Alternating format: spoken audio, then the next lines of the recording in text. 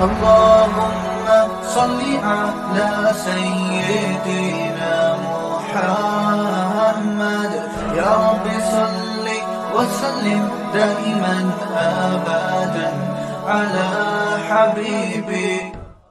تو رمضان کے روزے آپ پہ فرض ہیں, وہ رکھنے ہیں, چاہو ٹینشن سے رکھ لو, چاہو اللہ کی محبت میں رکھ لو. میں پشاور میں تھا, ہمارے ایک دوست پٹھان تھے, بوڑھے. بعض دفعہ لوگ اتنے اخلاص سے بات کہتے ہیں کہ وہ 2-3 گھنٹوں کی تقریر ایک طرف اور 2 جملے ایک طرف, ان 2 جملوں سے ایسی موٹیویشن ملتی ہے کہ 1-2 گھنٹوں کی تقریروں سے وہ موٹیویشن نہیں ملتی. آپ کو بتائیں, ہم جب کسی محفل میں ہوں اور شادیوں کی بات نہ ہو تو ایسا ہوتا ہے نہیں. اب تک کی رپورٹ کے مطابق اس طرح کبھی میری معلومات کی حد تک ایسا ہوا نہیں. تو وہاں بھی یہی بات موضوع, میں خود نہیں چھیڑ رہا ہوتا تو دوسرے چھیڑ دیتے ہیں. تو پشاور میں ہماری دعوت تھی, وہ بوڑھے پٹھان تھے, بڑا انہوں نے ہمارا اکرام کیا, تھے بھی بڑے مالدار. تو ویسے ہی کسی نے موضوع چھیڑ دیا دوسری شادی کا. تو ہم نے بھی ان بوڑھے جو پٹھان تھے نا, بزرگ ٹائپ کے, ان سے ہم نے کہا کہ چھیڑنے کے لیے کہ آپ بھی کر لیں, اللہ نے آپ کو اتنا مال دیا ہے, اور تھے بھی بوڑھے ہو کے بھی بڑے فٹ فاٹ تھے وہ. تو کسی نے کہہ دیا کہ بھائی اللہ نے اس کام میں بڑی لذت رکھی ہے شادیوں میں, ایسی بات چل پڑی نا.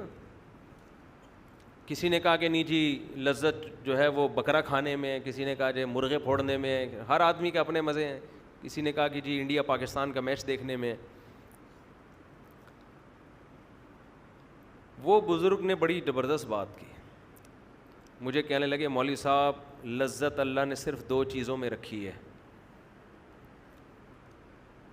لذت اللہ نے صرف, بولو, 2 چیزوں, ایک اپنی راہ میں لڑنے میں اور ایک روزہ افطار کرنے میں.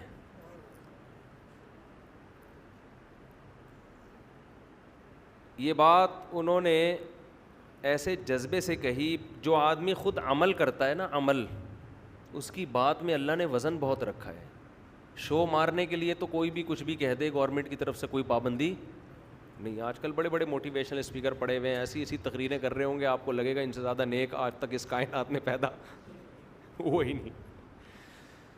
لیکن جب آپ ان کے پاس جاؤ تو 5 منٹ بات کرنے کے بھی پیسے مانگتے ہیں وہ. ان سے بولو نا کوئی نصیحت کر لو, کہہ رہے 50 روپے یہاں رکھ, پھر نصیحت کروں گا میں تجھے.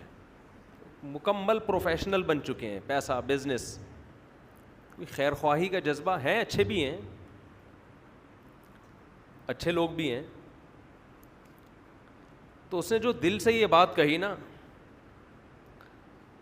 اس بات کو کہے ہوئے میرا خیال ہے 7-8 مہینے ہو گئے. اتنا مزہ آیا اس کے منہ سے یہ 2 جملے سننے میں, اتنا مزہ آیا کہ جب میں یہ بیان کرتا ہوں نا, بیان, تو بیان کرتے ہوئے مجھے اپنے جذبات پہ کنٹرول نہیں ہوتا. سوچیں اس نے کتنے اخلاص سے یہ جملہ کہا ہوگا. اس کی ساری عمر لڑائی میں گزری ہے, ساری عمر.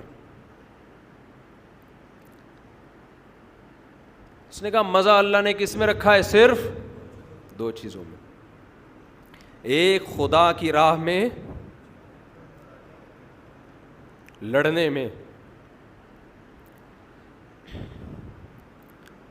دوسرا روزہ افطار کرنے میں.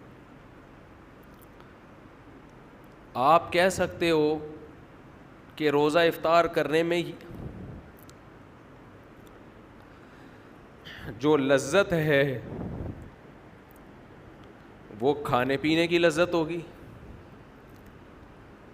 میرے بھائی کھانے پینے کی لذت ہر بھوکے کو حاصل ہوتی ہے.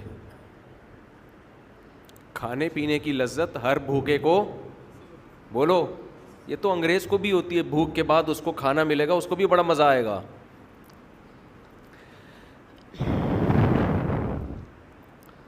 پیاس کے بعد پانی کی لذت ہندو کو بھی حاصل ہوتی ہے. اس بزرگ کا مطلب وہ لذت نہیں تھا جو ہر بھوکے اور ہر پیاسے کو کھانے اور پینے کے وقت بولو حاصل ہوتی ہے.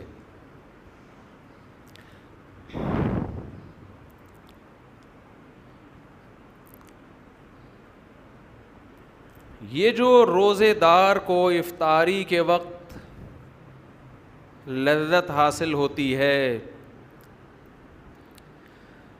یہ وہ لذت ہے جس لذت کے حاصل کرنے کے لیے دل میں اللہ کی محبت کا ہونا بولو ضروری ہے.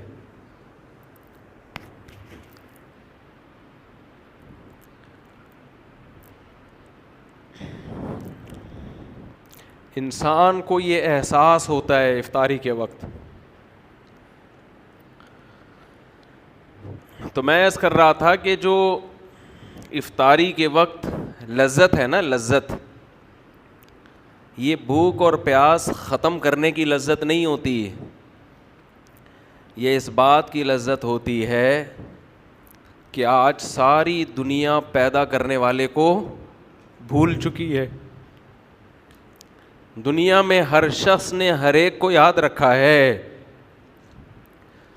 نہیں یاد رکھا تو کس کو؟ پیدا کرنے والے کو.